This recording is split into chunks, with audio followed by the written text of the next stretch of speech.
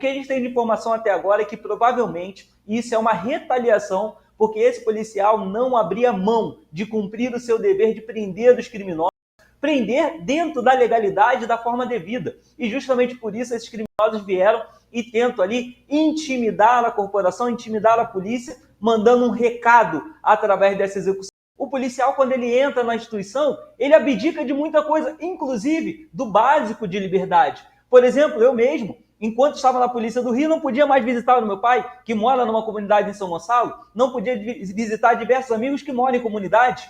Infelizmente, Glauber, a morte do policial, ela não é contra o policial, é contra a segurança pública. Ela é contra todos nós, contra a sociedade. Eles estão mostrando o seguinte: olha, vai tentar, nós vamos lá, vamos executar. PM executado brutalmente na Baixada, né, cara? Isso aí. E, pô, tem até vídeo, cara, de dia. Tem vídeo de dia. Pelo amor de Deus. Então vamos lá, cara, coloca aí enquanto eu vou dar o resumo da notícia para nossa audiência. Então vamos lá. PM executado na plena luz do dia na Baixada, cara. O cabo William, da Polícia Militar, foi morto na frente de casa em Guapimirim, Baixada Fluminense. Ele voltava do trabalho quando foi executado por criminosos. Resumindo, foram buscar o polícia em casa. Agora, o que aconteceu aí, cara? O que aconteceu? Qual é o contexto? Fato é, a bandidagem não tem medo da polícia, do polícia individualmente, e também não tem medo sequer da instituição. A legislação e o judiciário, sabemos que eles não respeitam, né? A única barreira que segurou durante algum tempo era o respeito com a polícia. Perdeu o respeito com a polícia, então acabou o respeito total. Por que eu te falo isso? Se criminoso respeitasse a legislação, por óbvio, ele não seria criminoso, né? Então tá dizendo lá, não pode isso, não pode aquilo, não pode um monte de coisa, e ele faz. Quando ele vai pro judiciário, ele não tá nem aí, cara. A justiça, o judiciário, não tem o impacto que deveria ter. O legislador deixou uma pena lá, mataram alguém. Qual é a pena? De 6 a 20, de 12 a 30. Beleza. O cara, quando ele mata alguém, ele deveria ter a certeza que ele vai cumprir aquela pena, né? Assim seria o contrato social, né? Agora, o cara vai lá, lê no livrinho, porra, mata alguém, posso pegar 30 anos, ele vai lá e mata. Aí ele pega só 2, 3 anos preso, o resto ele fica livre. Aí o cara fala, porra, esse livrinho não vale de nada, eu vou matar o próximo. Não é isso? Então, com essa realidade, fica claro que o judiciário brasileiro não faz o papel dele, né? E a legislação, com todas as flexibilidades, coloca o cara aí à vontade para fazer o que quer. Bom, Miqués, o que houve aí, cara? O PM, qual a razão sabida até aqui para a execução do cabo William, meu irmão? Por favor. Glauber, o cabo William, de 44 anos, ele estava há 13 anos na PM e era considerado um policial exemplar por muitos outros policiais. Era bem quisto ali pela comunidade onde ele morava, pelos vizinhos. E, infelizmente, ele foi atacado e foi literalmente uma execução, Glauber. Muitos disparos, vários criminosos, são 2 carros que param e os criminosos se revezam efetuando disparos contra o policial, depois vão lá e dão aquele chamado confere, né? O policial já ali desfalecido, o outro criminoso ainda vem e efetua ainda mais disparos. O que a gente tem de informação até agora é que provavelmente isso é uma retaliação, porque esse policial não abria mão de cumprir o seu dever de prender os criminosos, prender dentro da legalidade da forma devida. E justamente por isso esses criminosos vieram e tentam ali intimidar a corporação, intimidar a polícia, mandando um recado através dessa execução. Porque dias antes ele tinha prendido uma das lideranças do Comando Vermelho, uma comunidade ali da região que o batalhão dele atua, o batalhão de Magé.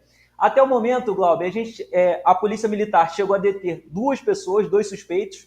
Um foi ouvido e liberado. O segundo permaneceu preso porque contra ele tinha um mandado de prisão em aberto por porte ilegal de arma de fogo. Durante essas diligências, no celular desse sujeito foi encontrado mensagens ligadas à execução desse policial. E aí, a partir daí, as investigações ficam a cargo da Delegacia de Homicídios da área.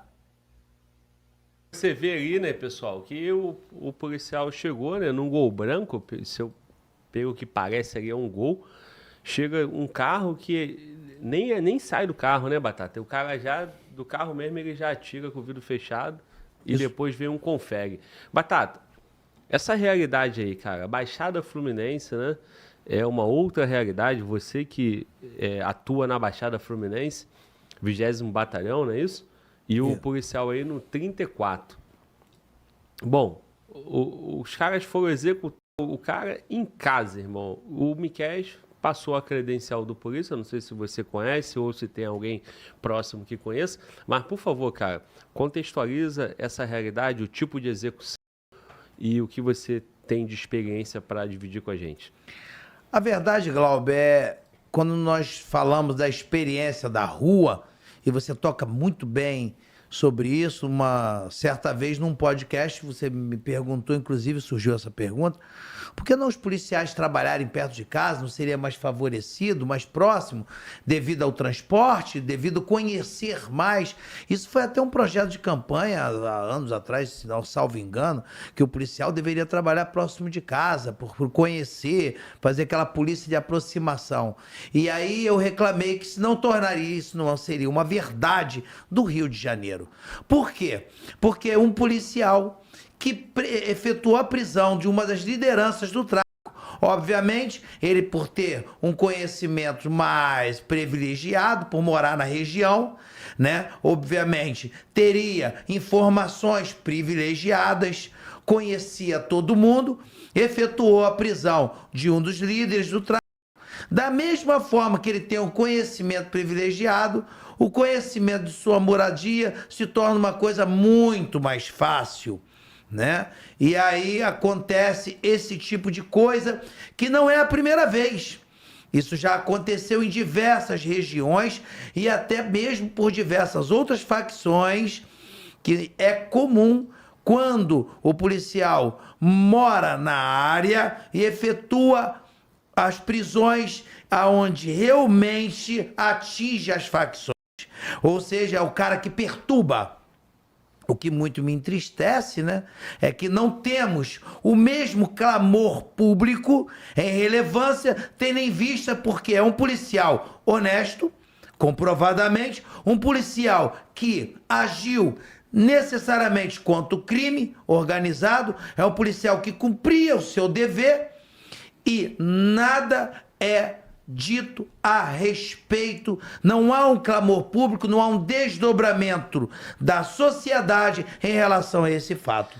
Pois é, cara, eu já vi, cara, vários comentários por estar aqui no YouTube, né, há bastante tempo. É muito comum a reação do chat dizendo assim, porra, olha o carro do polícia, olha onde o polícia mora, né?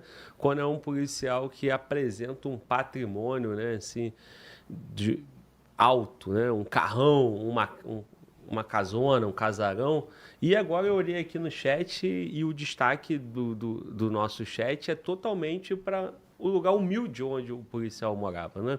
Então, a gente percebe ali que o policial tem um carro simples, um carro compatível com a renda dele, a casa num lugar exposto, né, cara?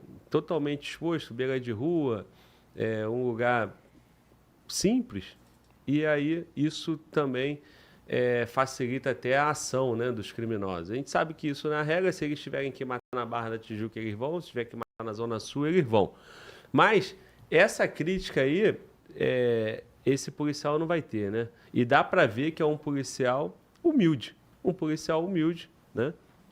Um carro humilde, e que provavelmente estava ali dando um duro, né, para cuidar da família dele, proteger a família dele e também proteger o bairro dele, né? Eu cresci num lugar parecido com esse aí, lá em São Gonçalo, e na minha época, né, década de 90, a rua que tinha um ou dois policiais era a rua que tinha maior paz, maior sossego. Porque Porque todo mundo sabia que ali morava o policial e ninguém ia roubar lá, ninguém arrumava confusão lá. Então, era um privilégio. Chegou um certo momento ali que a minha rua tinha 5 policiais. Meu vizinho era um sargento da PM. Porra, não acontecia nada. Infelizmente, perdemos o controle, a violência aumentou. E esses 5 policiais ou se esconderam ou mudaram de lugar, porque não dava mais. O crime foi tomando aquela região lá, e quem é de alguma localidade como essa sabe, né? Então, certamente esse policial fazia um belo trabalho fardado e um belo trabalho também sem farda. E os vizinhos ali que passam por essa situação entram em pânico, né, cara? E aí, o que esse policial teve de destaque? Cara, quantas matérias, quantos minutos nas principais televisões, reportagem especial, seja de qualquer emissora dessa grande. Estamos tentando fazer a nossa parte aí. Essa realidade é uma realidade difícil, infelizmente. Mais um policial para conta. Júlio Roque, tu viu ali, né, cara, a imagem, a execução, luz do dia... Então, nem aí para nada, ainda vem um carro lá e faz um confere. Por favor, Júlio Roque. Combateu o bom combate, guardou a fé e deixou seus entes queridos e seus familiares. Essa é a verdadeira história. Um pequeno herói que não tinha grandes palácios nem carros importados. Um policial militar do Rio de Janeiro, um verdadeiro combatente. É isso que eu tenho que ver no vídeo, que mostra o vídeo, né? Agora eu chamo a atenção dessa cena que está passando aí agora, os disparos que são feitos, os primeiros disparos que são feitos no carro dele, eles são feitos de arma longa, provavelmente um fuzil que executa os disparos de dentro do carro. Então, para vocês entenderem, o fator surpresa, ele é oferecido quando o bandido tem um fuzil que pode atirar de dentro do carro, coisa que ele não pode fazer com uma pistola.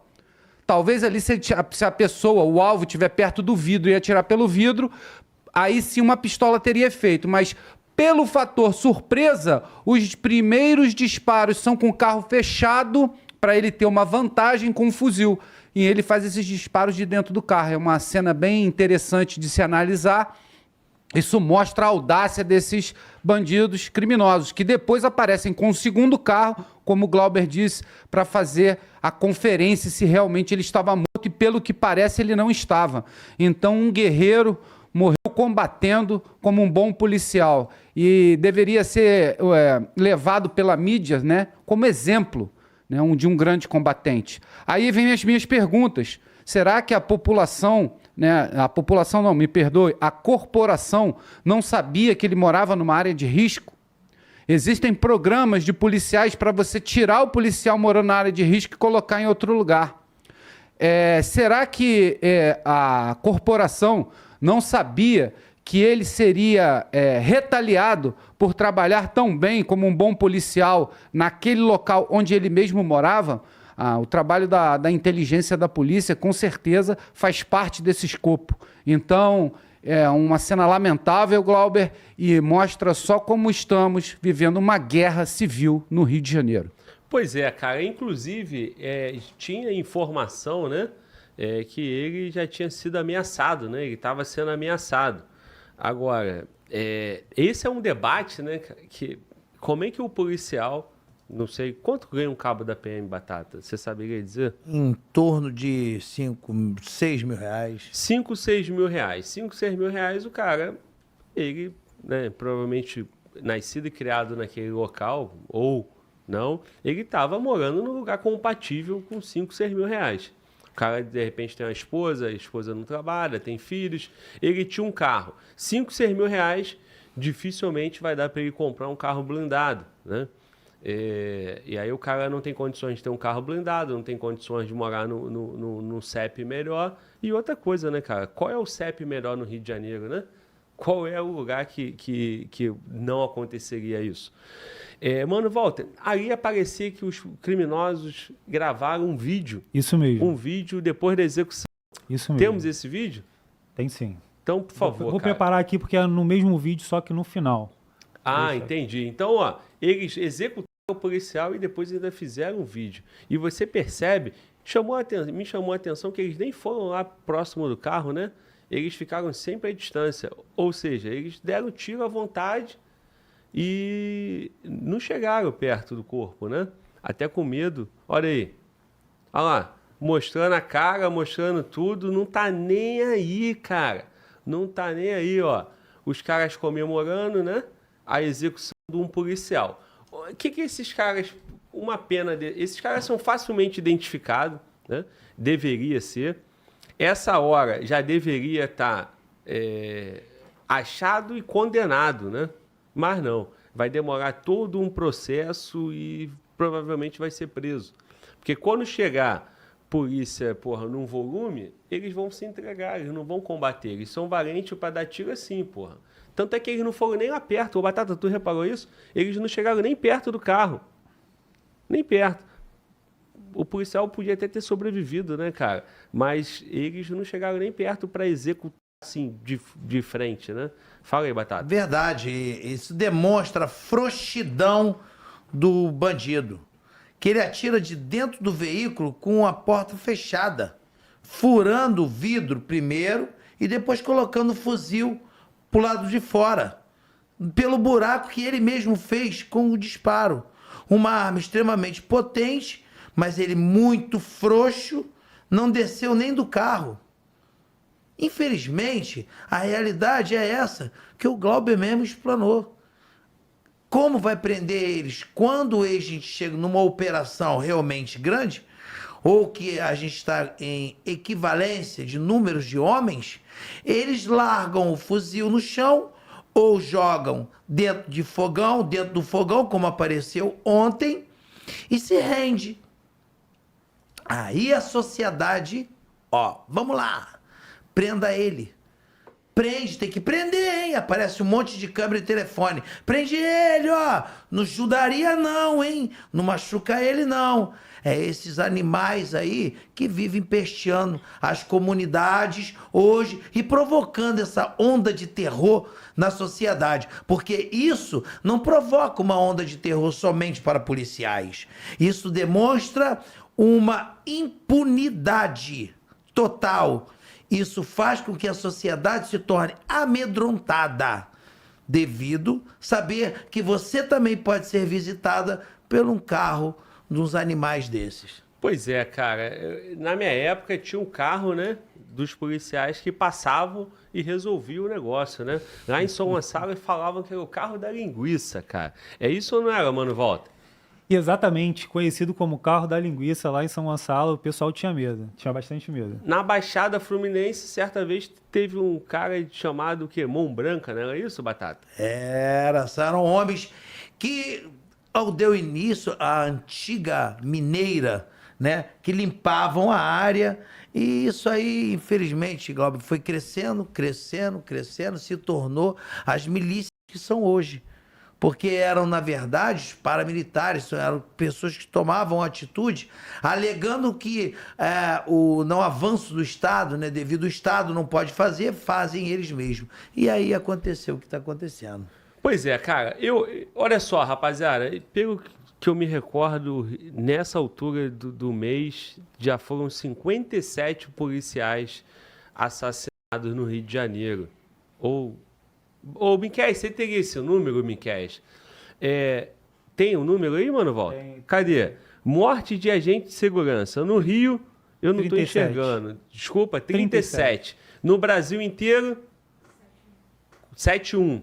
71, 37 no Rio. Então, foram 37. Eu confundi com 57, então 37. Cara, o Estado, o governador, o secretário de Segurança Pública tem que dar resposta para os 37. Os 37. Não pode ser só para um. Não pode ser só para o cara do BOP, o cara da CORE. Porque é a mesma vida, tem pai e mãe, tem mulher, tem filho, veste a farda, representa a sociedade da mesma forma.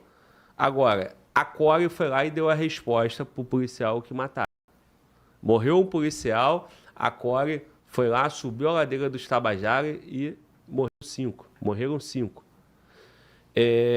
O BOP foi lá, matou o TH da Maré, o tal do Gotinha e o Carlinhos, que estariam envolvidos na morte dos 2 policiais do BOPE. Cara, tem mais 30 e tantos policiais aí que tem que ter uma resposta. Então, não pode um policial, nessas condições, um camarada desse tinha que ser abraçado pela mídia, inclusive. Porque quando o policial, por alguma razão, ele tem um patrimônio elevado, se for vagabundagem, se for sacanagem, é vagabundo que tem que morrer igual qualquer outro vagabundo, que tem que responder às merdas que ele faz, né? Agora, se é um policial que de repente tem uma família, que de repente a mulher do cara ali tem um negócio, porra, honesto, aí o cara tem um carro, por exemplo, o Creta. Se o Creta que executou fosse do policial, teríamos parte da sociedade falando assim, porra, o carro do polícia, um Creta morreu não foi à toa, né? Então, vamos dar o destaque merecido e vamos dar a resposta. Ô Miquel, tu que foi soldado de polícia aí, cara, como é que o policial sobrevive com 5 mil reais, não pode andar de ônibus, não pode, morar em lugar ruim? Como é que ele tem um carro blindado? Pelo visto, a câmera de segurança ali era da casa do policial, né? Porque o carro tá parado, se é a casa dele, né? A câmera ali era a câmera do muro, né? Então tá pegando exatamente onde o policial parou. Agora, com 5, 6 mil reais, como é que o policial sobrevive no Rio de Janeiro, cara? Glauber, é extremamente difícil, né? Porque realmente policiais no Rio de Janeiro não podem andar de ônibus, não podem andar de trem. No ônibus, porque numa situação de assalto ele vai ser obrigado a reagir e ao reagir ele vai ter ali um monte de pessoas, né, cercadas ali, contidas naquele ambiente, e aí ele pode acabar vitimando muita gente. Nós já tivemos alguns cenários desses, onde cidadãos acabaram baleados em uma reação a um assalto dentro do ônibus. No trem, a situação é ainda mais complicada. Embora não hajam assaltos, a gente não tenha registros, né, de assaltos frequentes nos trens do Rio de Janeiro, o que nós temos são bocas de fumo, traficantes de fuzil armados na linha do trem. Eles entram nos trens do Rio de Janeiro vendendo drogas como quem vende bala, como um camelô que está ali vendendo caneta. Essa é a realidade. E aí, realmente, o policial ele se obriga ainda a continuar morando em uma região mais periférica. Óbvio que não dentro das comunidades, não dentro das favelas, mas num bairro mais humilde, um bairro mais simples. Que, como eu já falei 1000 vezes, esses bairros acabam sendo esquecidos pela instituição policial. Quem cuida desses bairros, muitas das vezes, é o policial que mora ali, cuida na sua folga. Como a gente falou, né? Ali mora um policial, bom não passar lá, não vai fumar maconha, não vai roubar ali. Agora, de ter viaturas mesmo fazendo policiamento, infelizmente a instituição policial só coloca as viaturas nas principais, ou coloca uma viatura a cada esquina em Copacabana. Agora em Magé, em São Gonçalo, Duque de Caxias, quando você sai do centro da cidade, você tem apenas uma única viatura para cobrir uma área gigantesca. Essa é a realidade, Glauber. E aí mais um ponto que eu queria destacar. Esses policiais, os honestos, eles se matam aí fazendo raiz, fazendo serviço extra, para viver uma vida humilde, uma vida com o mínimo de conforto e segurança. O policial, quando ele entra na instituição, ele abdica de muita coisa, inclusive do básico de liberdade. Por exemplo, eu mesmo, enquanto estava na Polícia do Rio, não podia mais visitar o meu pai, que mora numa comunidade em São Gonçalo, não podia visitar diversos amigos que moram em comunidades. Então, assim, realmente é uma situação muito complicada. Agora, Glauber, o que me chama a atenção é que os bandidos deram um recado, não mexam com os nossos. A polícia militar vai dar esse mesmo recado? Infelizmente, eu duvido muito. Olha, conheci alguns coronéis da PM que batiam no peito, iam lá e brigavam e assumiam a responsabilidade de buscar os executores dos seus policiais. Agora, quando eu vejo um comandante da Polícia Militar hoje que, diante de uma acusação pela mídia, pela imprensa, ele exonera 2 coronéis e afasta das ruas 12 policiais da tropa de elite do Rio de Janeiro, Glauber, eu duvido, se ele não aguenta uma crítica da imprensa antes mesmo de uma apuração criminal, você acha que ele vai lá e vai botar o policial dele para dar um recado e depois ser acusado de homicídio, de vingador, de grupo de extermínio? Eu duvido muito, Glauber. Eu duvido muito que o comando da Polícia Militar vai dar uma resposta. O comando da Polícia Militar hoje só responde à imprensa. Agora, responder à própria tropa, cuidar daqueles que arriscam a vida todos os dias pela população, eu não vejo esse mesmo empenho.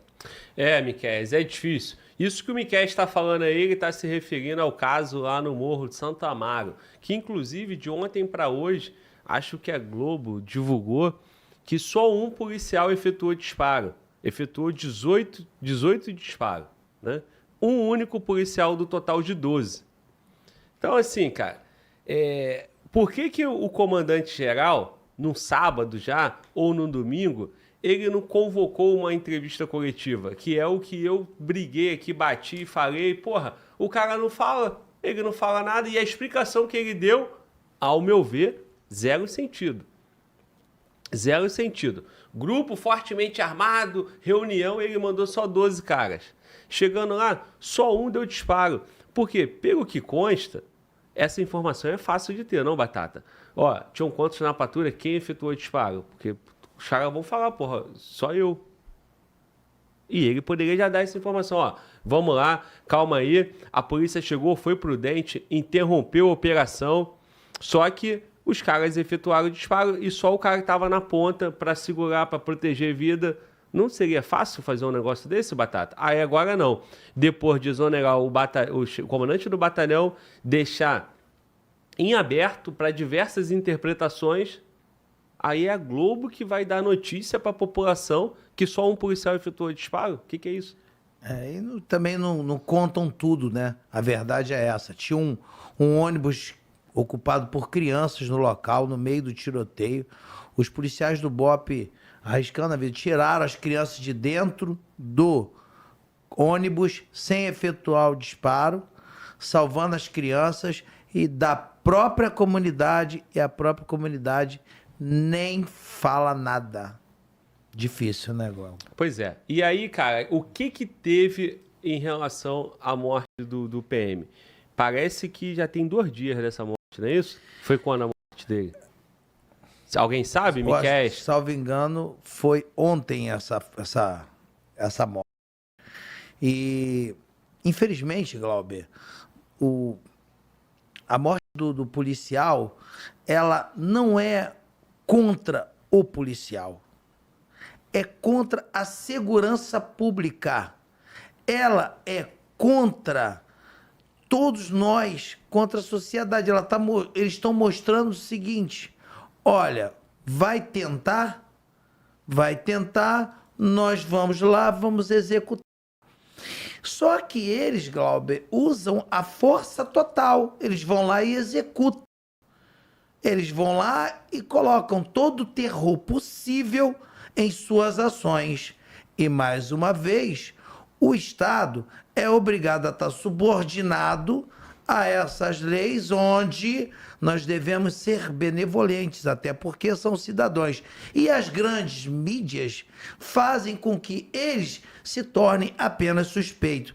Ainda bem, Glauber, pelo menos tem homens igual a você que tenha condições de chegar aqui, seja para dar pancada, você vai bater, mas quando chegar a hora de mostrar que se faz necessário tomar uma atitude enérgica, você tem a hombridade de estar à frente de nossas câmeras aí dizendo a realidade. O que muitas emissoras não fazem em busca ou com medo de ficar mal com a grande maioria da sociedade.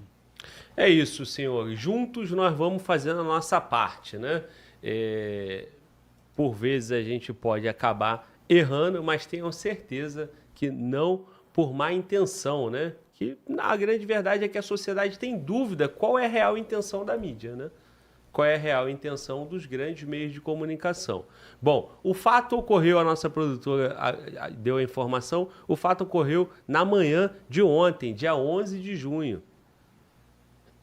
E até agora nós não temos notícia se houve uma resposta enérgica da polícia. Acredito que ainda não. Esperamos e vamos acompanhar o caso aí para cobrar. Só o último destaque, você viu que no Brasil, até agora, tivemos 71 mortes, das quais 37 no Rio de Janeiro. Então, o Rio de Janeiro está aí, ó, representando o que é, de fato, o Rio de Janeiro, que é uma guerra muito pior do que outros estados. E se o governador, a Secretaria de Segurança Pública olhar para isso e o próprio governo federal também olhar para isso e não fizer nada, o que será do Rio de Janeiro, né? Bom, fizemos a nossa parte aí, repercutimos, que a família do Cabo William aí